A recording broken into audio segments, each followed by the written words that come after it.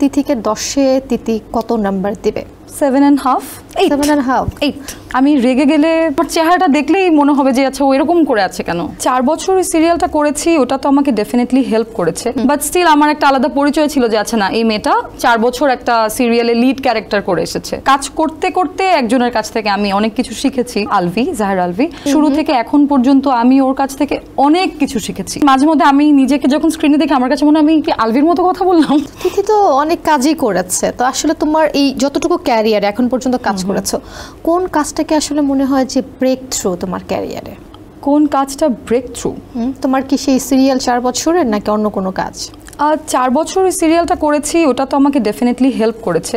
আমি যখন একদম মেইন স্ট্রিমে কাজ করা শুরু করলাম তখন ওই বিষয়টা আমাকে অনেক হেল্প করেছে যে একদম নতুন হিসেবে কেউ কাউন্ট করেনি, যদিও এটা একটা নতুন জার্নি, বাট স্টিল আমার একটা আলাদা পরিচয় ছিল যে আচ্ছা না এই মেয়েটা 4 বছর একটা সিরিয়ালে লিড ক্যারেক্টার করে এসেছে। ওকে, সো ওইটাই। 4 বছর তো তুমি অন্য কোনো কাজ করতে পারোনি? খুবই কম, কারণ মাসে ম্যাক্সিমাম দিন আমার ওই সিরিয়ালটা শুটিং করতে হতো, daily soap and daily on air হচ্ছে, সো ওইখানেই আমাকে সময় দিতে হতো। তো তিথি আসলে কি তিথিকে কিভাবে মূল্যায়ন করবে? যদি বলি তিথিকে 10-এ তিথি কত নাম্বার দিবে? এখন তিথির তো অনেকগুলো মানে অনেকগুলো দিক আছে, কোন দিক থেকে আমাকে নাম্বার দিতে হবে? ধরো তোমার পার্সোনালিটি, তোমার কাজ, তোমার সবকিছু মিলে অ্যাজ আ পারসন তিথি তিথিকে কিভাবে মূল্যায়ন করবে? হ্যাঁ, 7.5 8 ওয়াও নিজেকে মানে নিজের কাছে নিজেকে উপরে তো রাখতে হবে। আচ্ছা, তো তিথির সবচেয়ে স্ট্রং সাইড কোনটি এবং উইক সাইড কোনটি? সবচেয়ে স্ট্রং সাইড হচ্ছে আমি যে কোনো সিচুয়েশন যতই প্যানিক করি না কেন দিন শেষে ওটা আমি হ্যান্ডেল করতে পারি। ওকে, ওটা আমি হ্যান্ডেল করতে পারি, এটা আমার সবচেয়ে স্ট্রং সাইড। আর উইক সাইড হচ্ছে আমি রেগে গেলে আমার ব্যবহার খুব খারাপ। ব্যবহার খারাপ বলতে আমি যে কারোর সাথে শাউট করবো ব্যাপারটা সেটা না, বাট আমার চেহারাটা দেখলেই মনে হবে যে আচ্ছা ও এরকম করে আছে কেন। রাগটা আমার একটু উইক সাইড। এখন আমি কি করলে তুমি রেগে যাবে বলো তো?